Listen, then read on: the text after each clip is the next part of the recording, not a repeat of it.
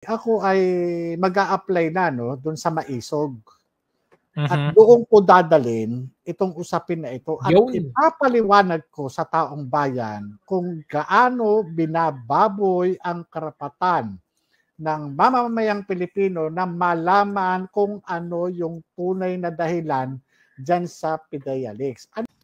Alright, so magandang araw sa inyo mga kababayan. Of course, Master Judea na naman.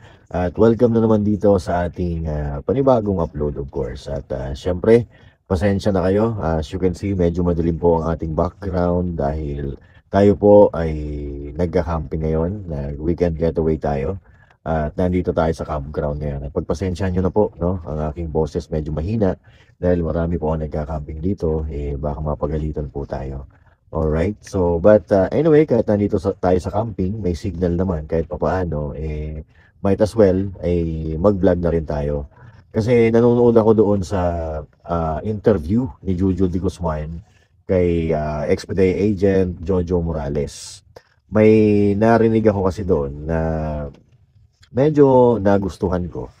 At pero bago yan, mga kababayan, napanood din natin yung nagkagulo na medyo interview kay Morales ng sana ay DDS vlogger noong kahapon na tayo, no? Tama, kahapon, na medyo hindi maganda yung nangyari. Medyo uminit ata yung ulo ni Mr. Jojo Morales doon sa interview sa kanya. Actually, kasali ako doon dapat sa interview na yon at pagkatapos ko maligo, nakapagbihis na ako, aakyat na po sana ako. Kaya lang, siyempre, bago ako umakyat, siyempre tinignan ko muna kung sino ang nandun. Tapos, ang nakita ko doon, dalawa na lang si Kai Spencer, tsaka si Brothers Travelers, ano. At pinakikinggan ko yung pinag-uusapan nila at nalaman ko na bumaba pala or umalis, nag-walk out si Mr. Jojo Morales. At doon sa nirewind ko yung video kasi gusto ko malaman kung ano yung dahilan kung bakit nag-walk out itong si Mr. Morales. Ayun nga, napanood ko at galit na galit si Mr. Morales doon sa tanong ni Ka Spencer Lacalle. Siguro, nagkabulagaan lang, hindi lang nagkaintindihan, nagkaroon ng miscommunication, ano. At syempre naiintindihan din naman natin si Jojo de Guzman si Jojo de Guzman tuloy. Si Jojo Morales, mga kababayan, ay talagang stress na stress dahil kagagaling nga lang niya sa kulungan nung time na yon. Siguro hindi niya nagustuhan yung tanong ni Kai Spencer na tingin ko naman ay valid question naman. Although paulit-ulit na kasing tinatanong yon, no? Paulit-ulit na tinatanong, hindi naman nagagalit si Mr. Morales nung tinatanong yon nung mga unang nag-i-interview sa kanya, hindi lang natin maalaman kung bakit galit na galit siya noong si Kai Spencer na ang nagtanong. At doon, galit na galit nga siya at sinabi niyang wala siyang pakialam sa mga DDS, wala siyang pakialam, hindi niya kailangan ng tulong and all that. At sabi pa nga niya doon, ayaw niya yung mga rally-rally na yan. Pero medyo foul yung sinabi na yun ni Mr. Morales. Although, napanood ko naman, in-interview ulit siya ni Travelers, humingi naman siya ng pasensya doon. So, yun, naiintindihan naman natin si Mr. Morales na sana ngayon nga dapat medyo nagpo-focus sana siya sa pamilya niya. Pero siyempre, of course, nadawit na yung pangalan niya dyan at hindi na niya yan maaalis, no? Hindi na mababago.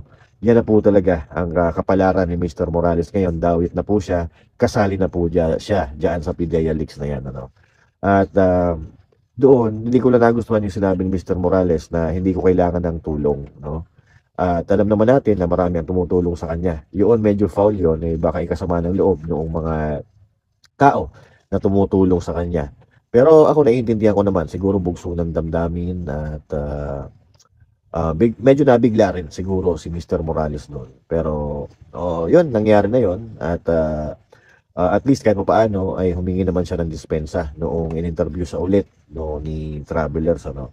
So doon sa sinabi na yon, sigurado ako maraming nasaktan doon kasi may mga sinabi niya na ayaw niya ng mga rally-rally na yan. At nakita naman natin na noong kasalukuyan naghihiring yung PIDEA Leaks, maraming nagrarally doon sa labas, no. Yung nagrarally na yung nakikita ko yung mga mukha kasi doon kasama sa Maisog yun yung nagrarally doon sa labas ng Senate, no? Na may mga banda-banda pa nga. Yun yung mga nakikita namin yon na kasama sa may rally sila yung mga sumasayaw-sayaw doon and all that. At syempre, gusto nila sumuporta kay Jojo Morales, no? At kung maririnig nila yung sinabi ni Mr. Jojo Morales na hindi niya kailangan ng tulong, ayaw niya ng mga rally-rally niya, wala siyang pakialam sa mga DDS and all that and anything like that. Siyempre, pag napanood yun, ng mga sumuporta sa kanya, medyo sasama ang loob. Pero katulad nga ng sinabi ko, humingi naman siya ng dispensa. At eto, mga kababayan, na ngayon, kasalukuyang naka-live si Jojo de Guzman at ini-interview ngayon si Jojo Morales. At yun, pagpasok ko, manonood sana ako, nakita ko na yun nga, ini-interview niya at saktong-sakto yung pinag-uusapan nila is regarding dito sa Maisog. At narinig natin doon, mga kababayan, na kung itong si Morales, ayaw niya ng mga rally-rally noong ini-interview siya ni Brothers Travelers at interviewin sana siya ng mga DDS vloggers na hindi na ako nakasali, hindi ako nakakyat dahil nangyari na nga yun. So, kung sinabi niya doon na ayaw niya ng mga rally-rally, dito sa bagong interview niya kay Jojo de Guzman ay balak niya na sumali, mga kababayan, sa Maisog Rally, no? Sasali siya at siya na mismo ang magbo-volunteer at makikiusap sa mga organizer ng Maisog na doon siya magsasalita kung hindi naman papakinggan yung kanyang mga sinasabi diyan sa Senado. So ito ay magandang indikasyon po ito, mga kababayan, para malaman talaga ng taong bayan ang katotohanan at mailahad din naman ni Jojo Morales yung kanyang mga hinaing, talagang maipaliwanag niya kung ano talaga ang tunay na nangyari, na alam natin na hindi talaga siya gaanong pinapakinggan diyan sa Senado dahil sinasabi nga na siya ay sinungaling, kaya nga siya na-contempt, hindi ho ba? Pero ngayon, mga kababayan, eto, panoorin po natin yung pinakabagong statement ni Jojo Morales na di umano siya ay magbo-volunteer sa Maisog Rally. Okay? Panoorin po natin, mga kapatid.